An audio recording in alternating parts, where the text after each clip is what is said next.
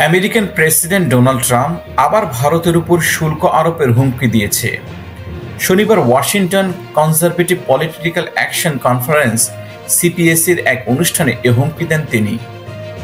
অনুষ্ঠানে ট্রাম্প স্পষ্টভাবে বলেন, কেউ যদি আমাদের উপর শুল্ক চাপায়, আমরাও তার উপর সমানভাবে শুল্ক চাপাব। ভারত আমেরিকার পণ্যের উপরে ব্যাপকভাবে শুল্ক চাপিয়েছে, এই অভিযোগ করেছেন তিনি।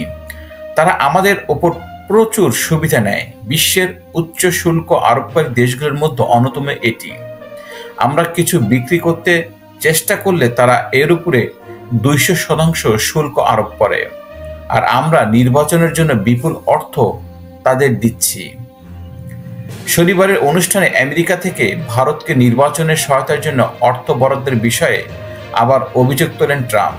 তিনি বলেন, $1.8 কোটি নির্বাচনের জন্য সহায়তা হিসেবে ভারতকে দেওয়া হয়েছে। নির্বাচনের জন্য ভারতকে অর্থ দেওয়া হয়েছে, কিন্তু তাদের অর্থের কোনো প্রয়োজন নেই। তারা এমনিতেই আমেরিকান পণ্য উচ্চ শুল্ক বসিয়ে অর্থ সংগ্রহ করছে।